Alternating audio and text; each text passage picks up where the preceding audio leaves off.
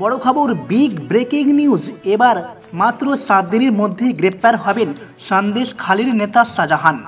এমনটাই বললেন কুণাল ঘোষ। কিন্তু কেন এই কথা বললেন, বিস্তারিত তথ্য জানতে হলে অবশ্যই ভিডিওটা শেষ পর্যন্ত দেখবেন। চ্যানেলে নতুন থাকলে অবশ্যই সাবস্ক্রাইব করে অল নোটিফিকেশন অন করে রাখবেন। লাইক বাটনে ক্লিক করে একটি লাইক করে দেবেন। এখনও পর্যন্ত কেন গ্রেপ্তার হচ্ছেন না শাহজাহান, এই প্রশ্নের উত্তরে তৃণমূল নেতা অভিষেক বন্দ্যোপাধ্যায় বলেছিলেন, সন্দেশখালীর মামলা তদন্তে স্থগিতাদেশ জারি করেছে আদালত। তাই পুলিশ সন্দেশখালীর তৃণমূল নেতাকে গ্রেপ্তার করতে পারছে না বলে দাবি করেছিলেন অভিষেক। তবে 53 দিন ধরে অধরা সন্দেশখালীর তৃণমূল নেতা শেখ শাহজাহান 7 দিনের মধ্যে গ্রেপ্তার হবেন বলে জানিয়ে দিলেন তৃণমূলের মুখপাত্র কুণাল ঘোষ। হাইকোর্ট তৃণমূলের বিরুদ্ধে স্পষ্ট বার্তা দিতেই কুণালের সাফাই, শেখ শাহজাহান গ্রেপ্তার নিয়ে অভিষেক বন্দ্যোপাধ্যায় সঠিক বলেছিলেন। আদালতের আইনি জটে বিষয়টা আটকে ছিল। আজ হাইকোর্ট সেই জট খুলে পুলিশকে পদক্ষেপে অনুমোদন দেওয়ায় ধন্যবাদ। 7 দিনের মধ্যে শাহজাহান গ্রেপ্তার হবে।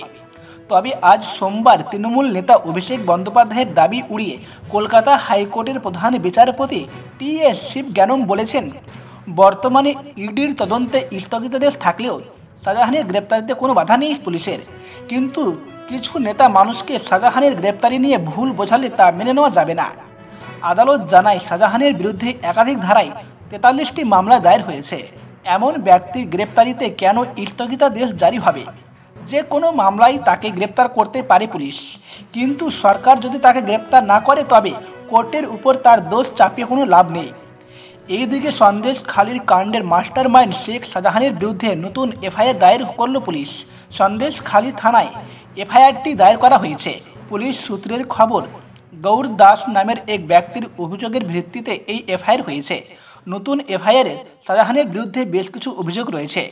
তিনি 80,000 টাকা লুট করেছেন বলে দাবি অভিযোগকারীর। এছাড়া ঘরবাড়ি ভাঙচুরের অভিযোগ রয়েছে শেখ শাহজাহানের বিরুদ্ধে। ফলে মনে করা হচ্ছে তৃণমূল আগামী দিনে শাহজাহানকে গ্রেপ্তারের মাধ্যমে তাকে সামনে নিয়ে আসতে পারে, যাতে এই আন্দোলন আগে না গড়ায়। কারণ আগামী দিনে প্রধানমন্ত্রী মোদী রাজ্যসভা করলে বিপদ বাড়তে পারে তৃণমূলের।